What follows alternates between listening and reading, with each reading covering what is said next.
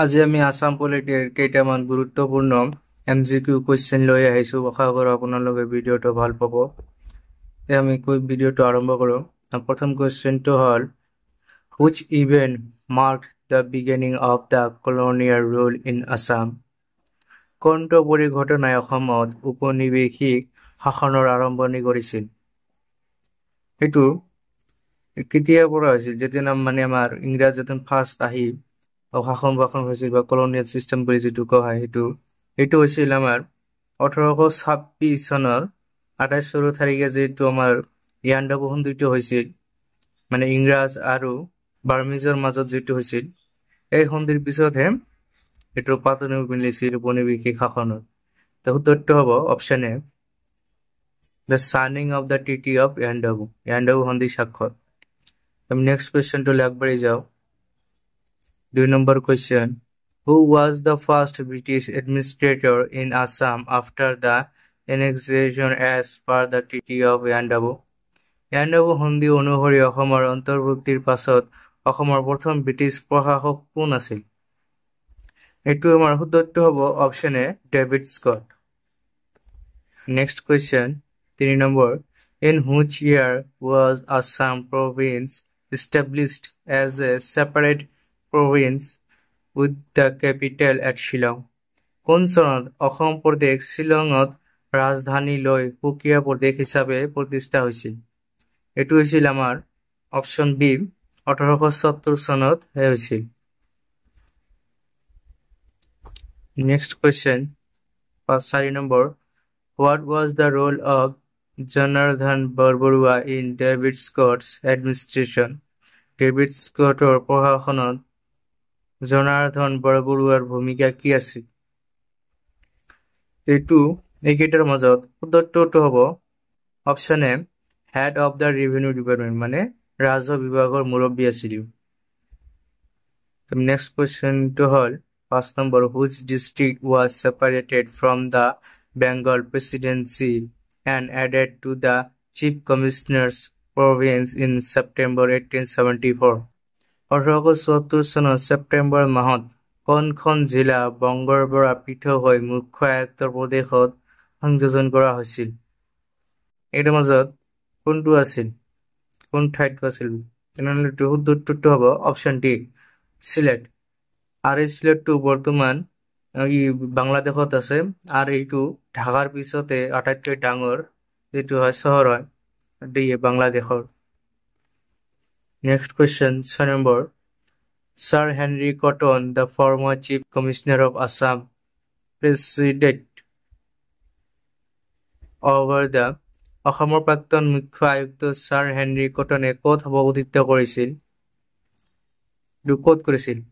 এইটো অলপ important question হয়, কাৰণ আমাৰ কটন কলেজটো এই ছাৰ হেনৰিৰ নামতে হৈছিল বা খুলিছিল 1901 চনত। এইটো কথা মনত ৰাখিব। আৰু ইয়াৰ নামতে ছাৰ হেনৰি কটনৰ নামতে আমাৰ এই কটন বিশ্ববিদ্যালয়টোৰ নাম হৈছে। সেইটোৰ উত্তৰটো হ'ব অপশ্যন চি, INC চেশ্যন 1904, মানে কংগ্ৰেছৰ ইণ্ডিয়ান নেশ্যনেল কংগ্ৰেছৰ অধিৱেশনৰ 1904 চনত যিটো হৈছিল, তেতিয়া তেওঁ সভাপতিত্ব কৰিছিল ছাৰ হেনৰি কটনে। Next question 8 number. Which of the following was the capital of Assam province during the British Raj? British ৰাজৰ সময়ত অসম প্ৰদেশৰ ৰাজধানী তলৰ কোনখন আছিল? ইয়াৰ মাজত উত্তৰটো হ'ব option A, Shillong. Next question 8 number. Who was the first lieutenant governor 1905 চনৰ পৰা 1912 চনলৈকে হৈছিল of Eastern Bengal and Assam? পূব বংগ আৰু অসমৰ প্ৰথম লেফটেনেণ্ট গভৰ্ণৰ কোন আছিল? সেইটো উত্তৰটো হ'ব অপশ্যন বি, ছাৰ বি ফুলাৰ, ছাৰ বেমফাইল ফুলাৰ। একচুৱেলি ইয়াৰ সম্পূৰ্ণ নামটো হ'ল ছাৰ বেমফাইল ফুলাৰ। ফিৰ আপুনি এইটো ছাৰ ফুলাৰ বুলি নাম ৰাখিলে মনত ৰাখিব, ছাৰ বি ফুলাৰ। Next question 9 number. How many members were there in the Assam Legislative Council during the period of 1912 পৰা 1921 চনলৈ? 1912 পৰা 1921 চনৰ সময়ছোৱাত অসম বিধান পৰিষদত কিমানজন সদস্য আছে?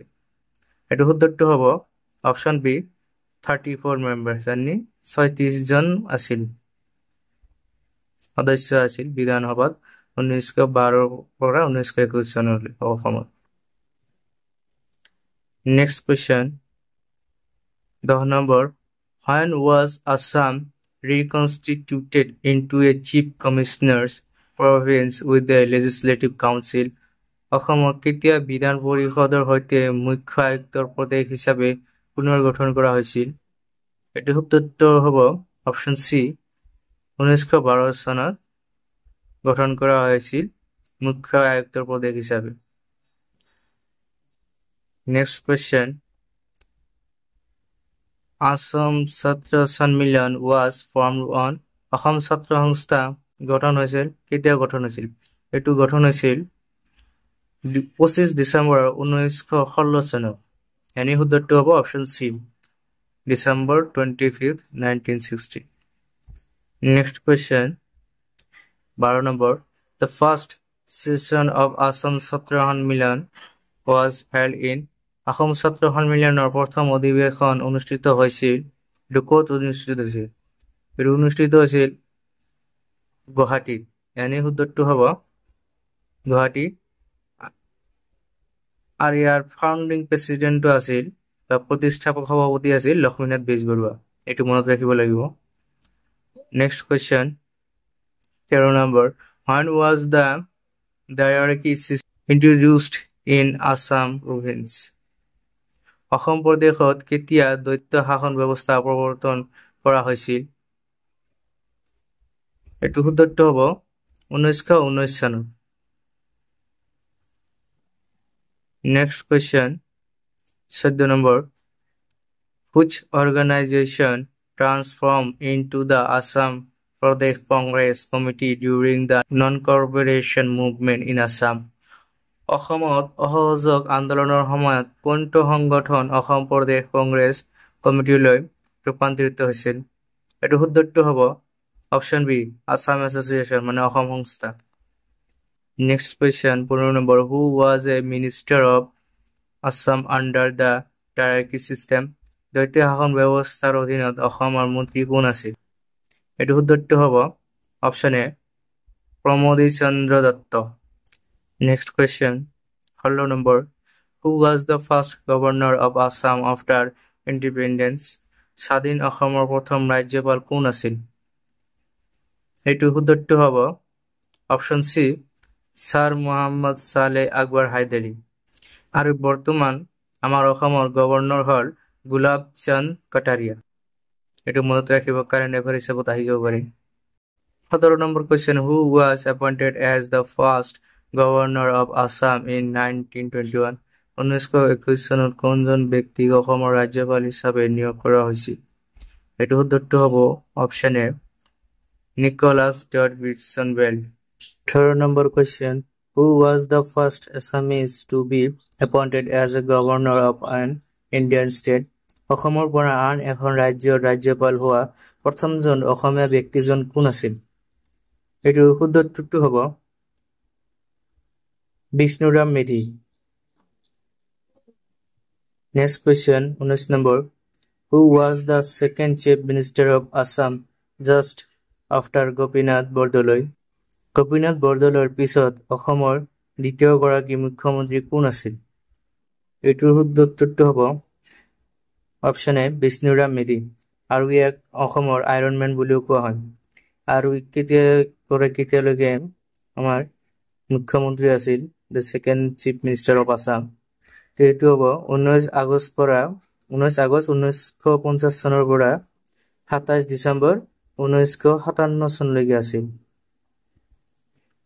next question 20 number who was the shortest chief minister of Assam আটাইতকৈ কম দিনৰ বাবে কোনে অসমৰ মুখ্যমন্ত্ৰী হিচাপে কাৰ্যনিৰ্বাহ কৰিছিল এটো উত্তৰটো হ'ব অপশন বি ভূমিধৰ বৰ্মন আৰু ই মাত্ৰ 22 দিনৰ বাবেহে এজ এ চিফ মিনিষ্টাৰ হিচাপে অসমক চাপ কৰিছিল আৰু কেতিয়া হৈছিল এটো 22 এপ্ৰিল 1996 চনৰ পৰা 14 মে 1996 চন এই কেইদিনৰ কাৰণেহে অসমৰ মুখ্যমন্ত্ৰী হৈছিল এই সময়ছোৱাতে অসমৰ মুখ্যমন্ত্ৰী হিচাপে কাৰ্যনিৰ্বাহ কৰিছিল।